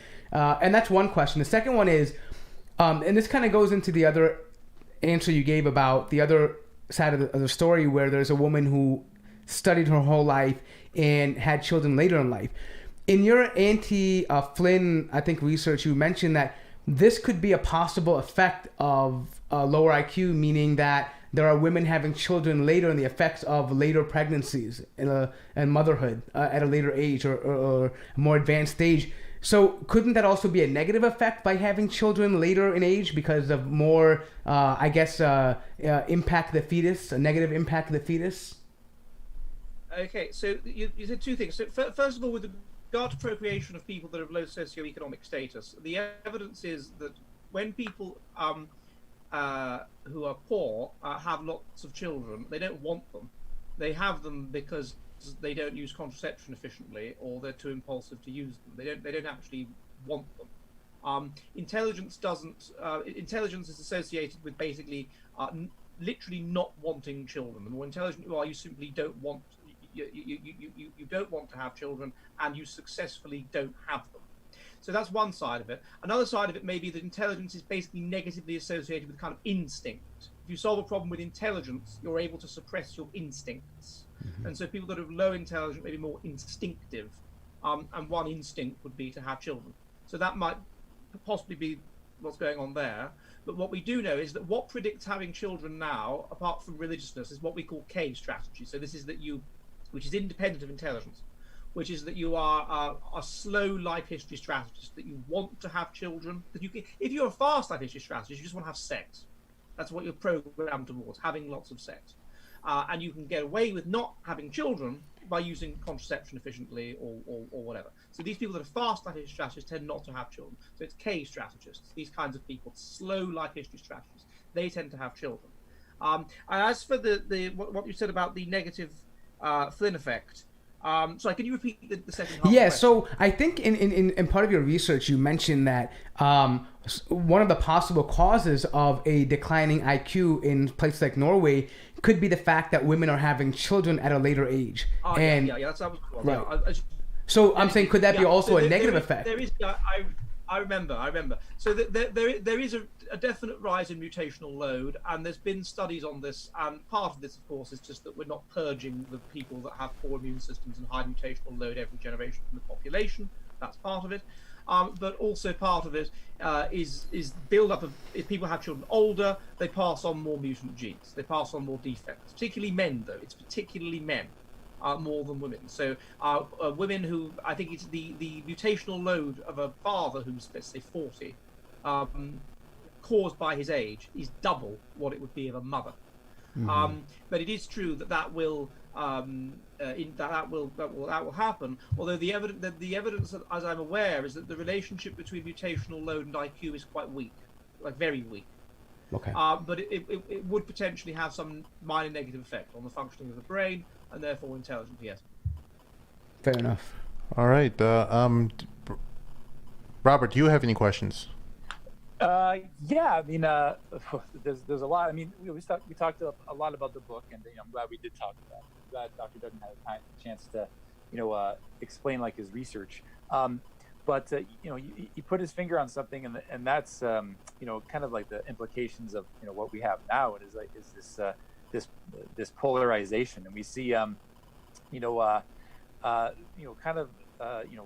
we see a lot of Muslim communities in the West, and we see the traditional European communities, and he mentioned polarization. They seem to be kind of at odds at each other, but at the same time, there is some commonalities in that we are like kind of against some of the leftist politics that are that are being pushed on us. But I think there's just so little dialogue between the two groups, even if we don't agree on everything. Of course, it's not going to be things that we agree on, but I guess, is there a way forward in terms of more communication, or do you have more of a cynical view on that? What do you mean, communication between who?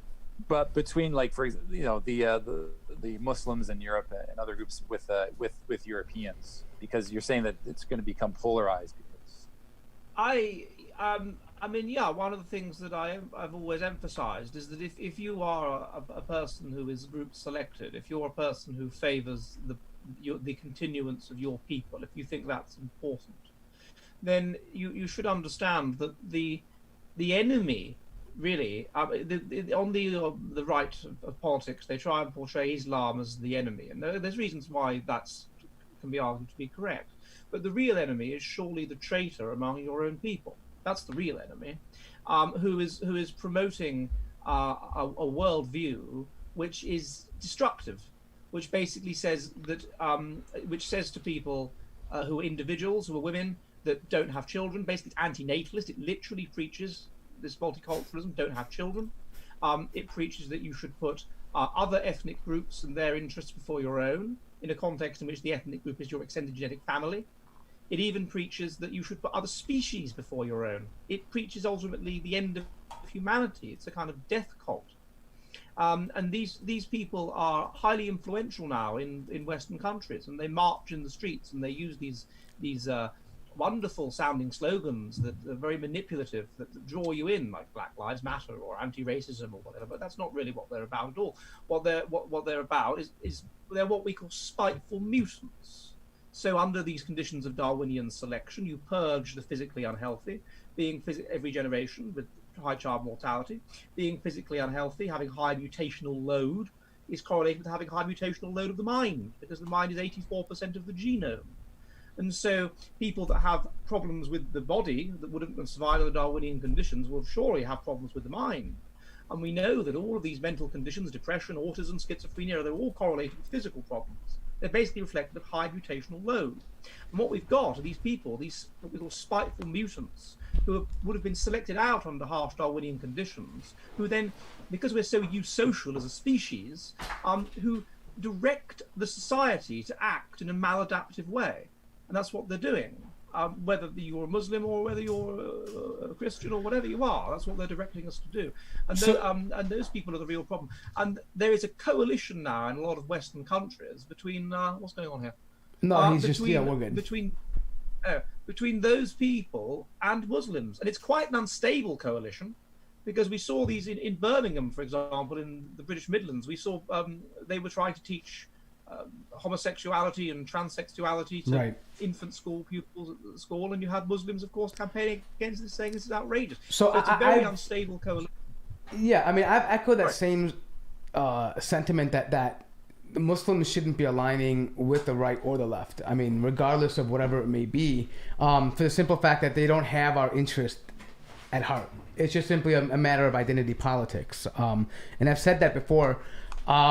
Unfortunately, I see that many, at least in America, they have aligned too far with the left in terms of just general liberalization of our community and standing up for principles that are completely anti-Islam. I mean, we just mentioned some of the things like gay marriages and things like pro-abortion and many other things. But my question is, let's say I imagine that you envision that Europe becomes more or maintains its European identity and becomes even more so European, right, in culture, right? And I try to envision what that would mean for Muslims that are living in Europe. Like, let's say in Finland, where you are right now, you want Finland to maintain its Finnish identity, its unique European Finnish identity and culture, right? So what about Muslims living in Finland? Like, do you suggest that they would leave, or I mean, what happens? I try to promote this from an academic perspective, but in terms of what I see as the society that is, what I'm interested in is understanding the world. And if you tell me that, oh, you can't look at this, you can't look at this. If you say to me, oh, don't you mustn't research race. Oh no, it's very bad. That makes you a bad person. Then something in me means, well, I have to research it, obviously, because that means that's where the truth is. That's where a better understanding of the world is. Otherwise, you wouldn't be shutting me down and shouting me down and manipulating me and being emotional, would you? So that means I will look at that. But it means that similarly, if I'm surrounded by people who are saying Islam's terrible, it's awful, it's evil, it's bad, I will think, oh, I'll question that. Let's see. Let's have a look. That's how I operate. And the kind of society that is conducive to that is a society that's relatively high in trust. And that's how you maintain democracy. It's how you maintain a society which functions well, in which it doesn't degenerate into civil war. It's a society that's very high in trust. And what we know, we've got good data on this, is that societies that are relatively homogenous in terms of genetics, those societies are high in trust. Those societies don't degenerate into war and violence.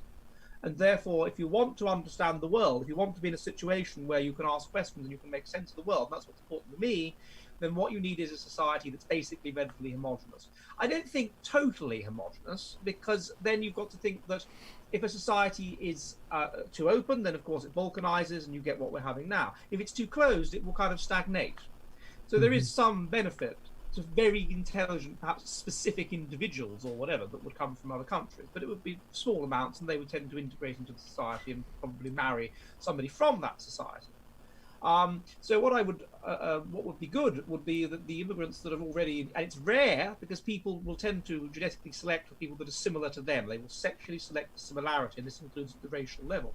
But what would work would be if they was married, all of these foreigners married Finns.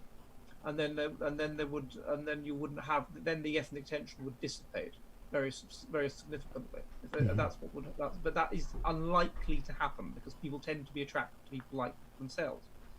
So it's a very in terms of it's a very difficult issue.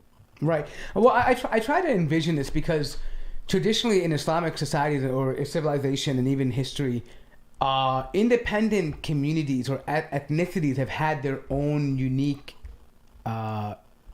areas and influence. For example, Bosnians are very much Bosnian. The Italian Muslims at one point were very much Italian, Egyptian, and so forth and so on. So I try to envision, like especially in the Ottoman Empire, a lot of identity people maintain their identity, and I'm wondering, let's say hypothetically, a revival of the Islamic Caliphate came, and you found yourself living among it, right? Would you? I mean.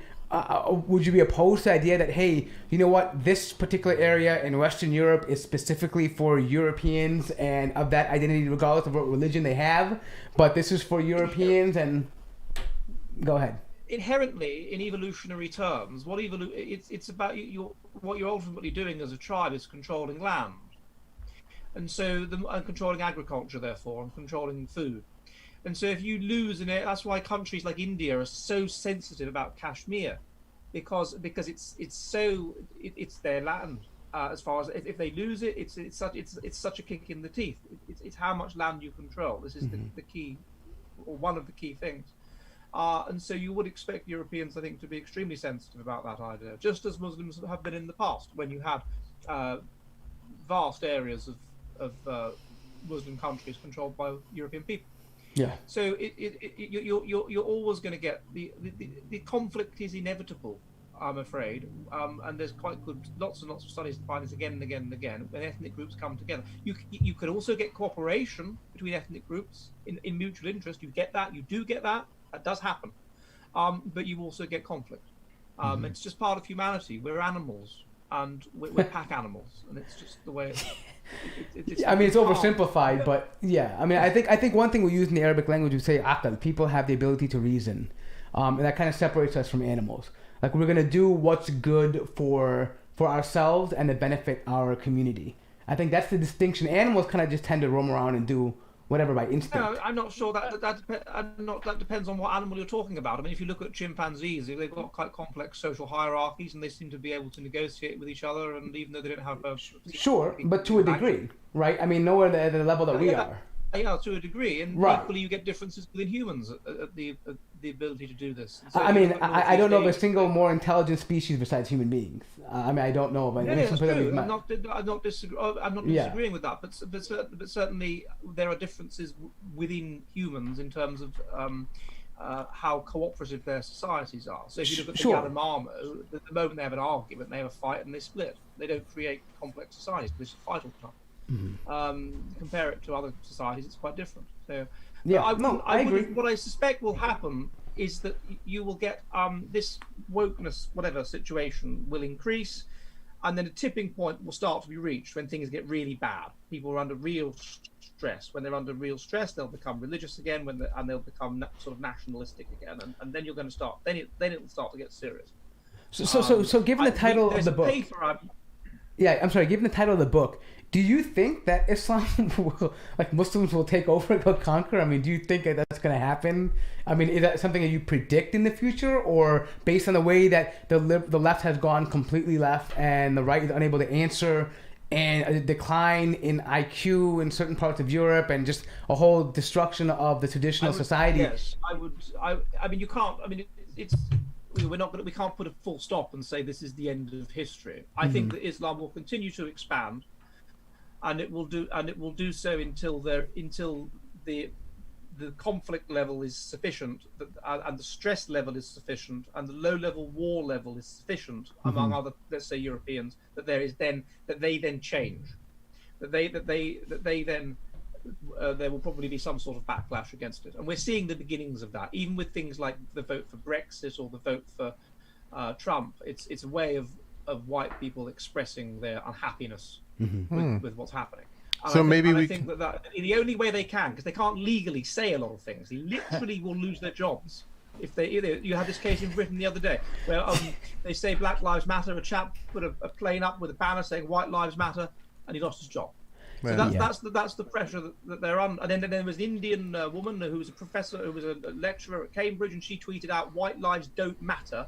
Yeah. And Cambridge University promoted her to full professor the next day. So I think when you shut down a conversation and you don't allow others to have opinions is when you start seeing this social breakdown. People become angry and they start just saying, you know what, screw you guys, we're tired of this political correctness. And it's the polarization then that it helps to create as well. So why is polarization? Now you've got people that are the cave strategists, and they tend to be nice and openly altruistic and whatever, and so they're going to be cave strategy kind of left wing. You have the ethnocentrism, whatever, nationalistic religious people, which is a more specific balance of these traits. They're breeding, so you're going to get this conflict. But equally, if I think back to the 80s when I was at school with it was an overwhelmingly white school with a few Asian people who were Yusuf and Saab, these friends of mine. I think Saab was Iraqi or something, and Yusuf was a Ugandan Asian or something, I think. But there was no hostility. There was no racism. There was no, and now there is. And I mean, Yusuf, for example, his parents were quite integrated. He's not. He's full on the white thing, the big beard, and the sort of fundamentalist Muslim. His parents weren't like that, and this is the thing that's happening, and it shows polarization. Second generation Muslims are more fundamentalist than their parents. Oh, we've seen it in America too. I mean, particularly, and I think why that is. I've thought about this. I think that the first generation that came here was thinking solely about survival, and not so much about anything else. And so once they felt comfortable saying, hey, now we have jobs, we have security, we have shelter, we have food. The second generation has the luxury of trying to figure out their identity in America now or in the West. Whereas they didn't have that luxury to think, what does it mean to be an Indian or Arab or whatever Muslim in the Western world? Whereas they just were in a survival mode. Whereas now you've got kids that are, with full reign. They have full time. I mean, they have all the time in the world to think about what the identity is, and then also be able to, and that combined with a polarized environment makes them feel like, since we're a minority, we've got to be display our minorityness even more so that we are not completely lost. Does that make sense?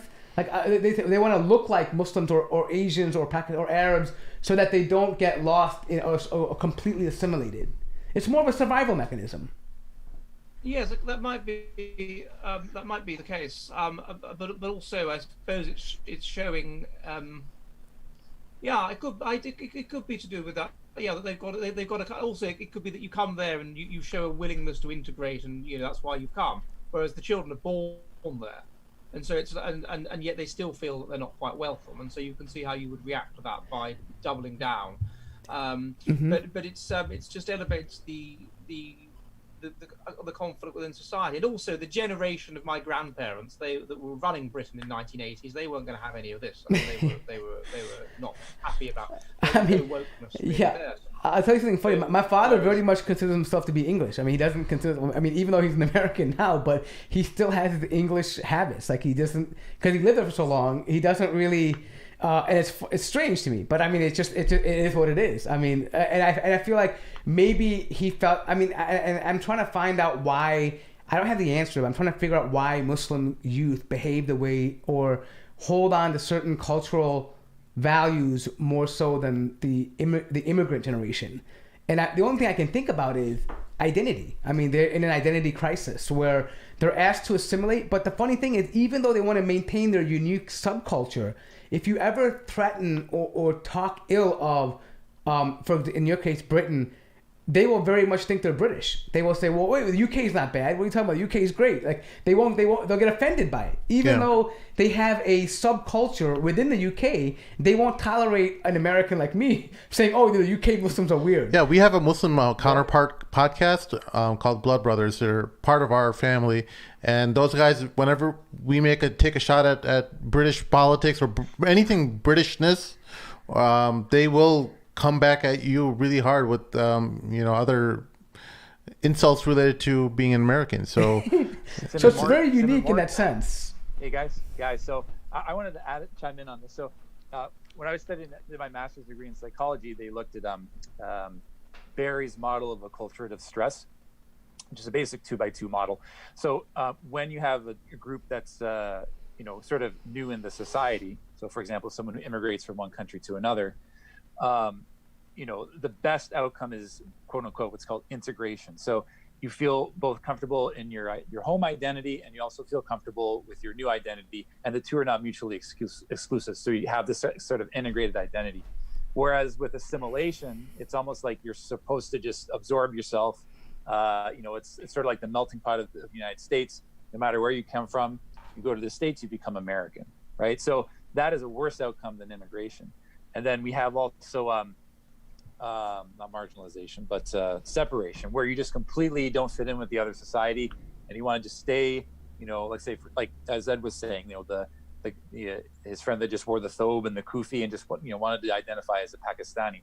Mm-hmm. So that's the worst outcome than integration. The marginalization is the absolute worst. So I think how Islam fits in with differs from Judaism and Christianity is that it's still, there's still this connection between all Muslims. Like we're all, we all have this common goal in mind that, we have this linear doctrine and that we're headed towards the grave. And, we want to, wish the best for, our co-religionists, and make sure that, they have the, the best outcome in their life and in the next.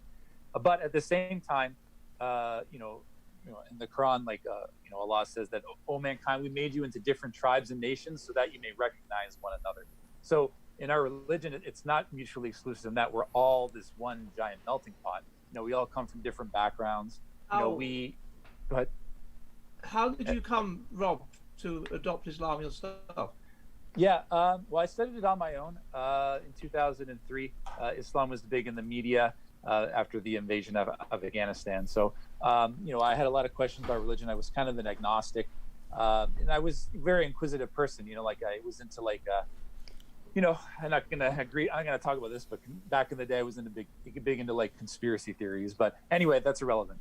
And I just was a very inquisitive mind. So when I was like you. I was like, when someone's telling me don't study this thing, it's like evil.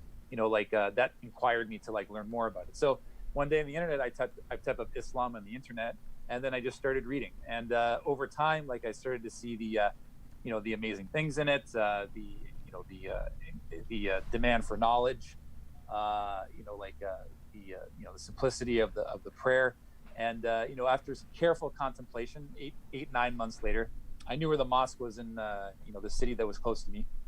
I just drove there, and I ended up becoming Muslim right there. So then the rest was history. So that was back in 2003. So I've been Muslim for 17 years basically.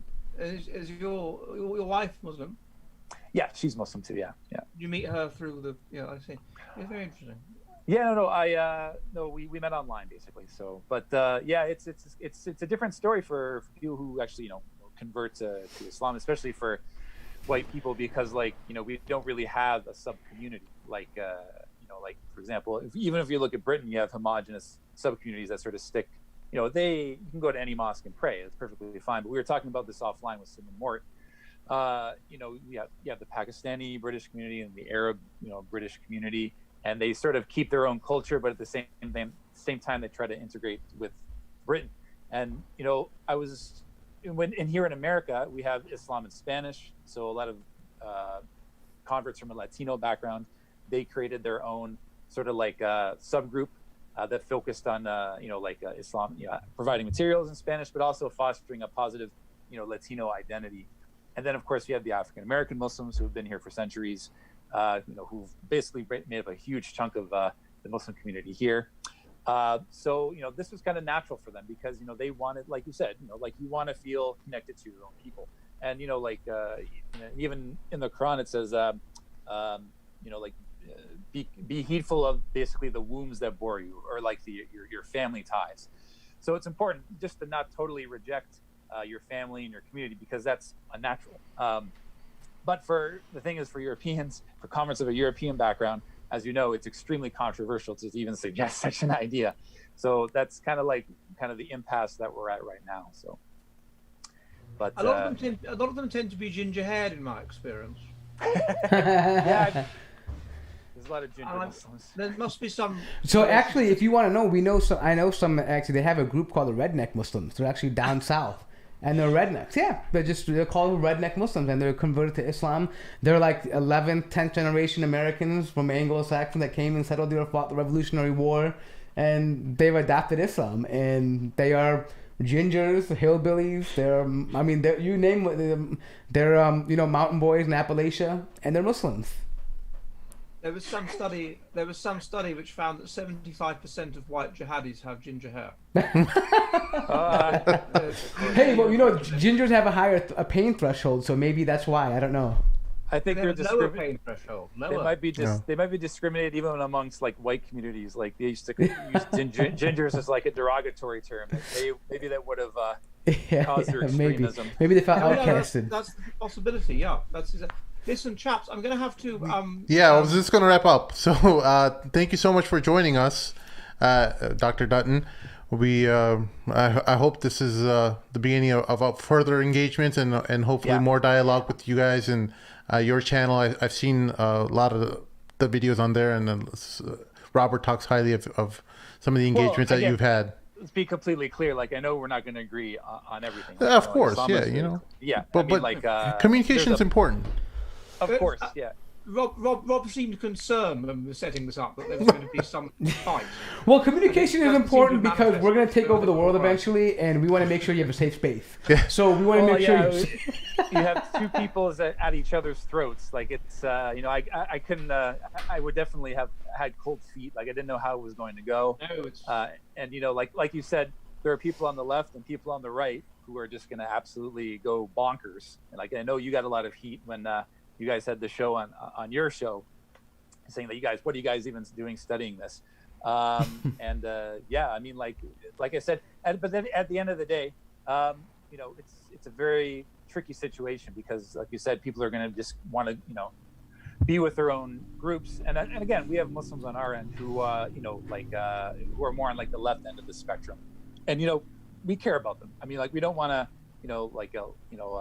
say that, ally ourselves with any particular group. But at the same time, I think communication at this point is tantamount. It's cognitive dissonance. People, particularly people that aren't very bright, they want a simple black and white world.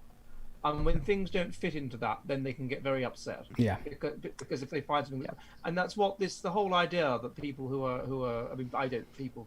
Obviously, I'm certainly white nationalist or whatever, nationalist adjacent, certainly. Right. And that's the new term, isn't it, these days? Adjacent. Right. Well, you're saying dissident, right? We thought, yeah. I don't know if that's the term. Yeah, what do we call you guys? Alt-right, dissident right? What? I mean, just nationalists? What's the group that we would, I mean, what do you guys go by? I would just call myself a British imperialist. Okay. Fair enough. So... Yeah. You're gonna get doxxed, Sim. That's fine. That's fine. We don't have any sponsors for this, particularly for this reason. So we can do what we want. We want our creativity unhindered. So. I think one of the biggest problems we face is that I've noticed that people are afraid to listen to the other side, and they're afraid to put their emotions on a hold and just hear the other side out before making a logical conclusion. I think we're taught nowadays to be more emotional than logical. Yeah. And that's such a problem. You have to think from the viscera. That's how it is now on Twitter and Facebook. I mean, or this whatever. culture of being emotionally outraged and cancel culture and all that, it's not doing anything good for us. It's making us dumber. I've said this for a long time. I remember on Twitter I have some, I know you got to go, Ed. I do apologize. I know the sun's finally sitting there, but I don't know if it does, but just I had this sister's very left wing on my Twitter feed, and she would post all these things about like things that are important to them and at the left side of the spectrum. But I remember she posted something. It was look at these people, they're 100% demoralized, and they showed like these two white people who would never ever, like, basically the definition of spiteful mutants. You would think they would never ever get married, like a soy boy who's like 100 pounds and absolutely no muscle. And they weren't saying it she wasn't saying it to insult them. She said, she felt sorry for them, basically. And she put, this was like a base statement. So I basically like tagged all the people I've been communicating with on the right. And I put #OneStruggle, and then a lot of them just like the two. But I mean, that's the only cursory interaction we're gonna have. I think there needs to be a little bit more, but at the same time, like, I don't know. We'll see what happens. But. Yeah. Well, I think. Stop. Yeah, and if you guys have any questions about Islam on your shows, make sure you reach out to us. I'll be happy to come out and talk about Islam, or at least our opinion on things if you need to.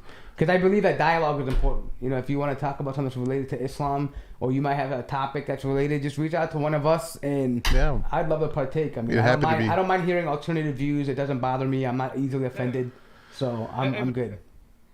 All right, well, thank you very much for having me. Thank you, guys. Thank you, guys. Help us out on patreon.com/thebadmamlukes. We'll see y'all next time. Thank you again, Dr. Dutton. I will put your information in the bio, so for your YouTube channel. Okay. All right, see y'all later. All right, take care. Take care. All right, Slam. Great.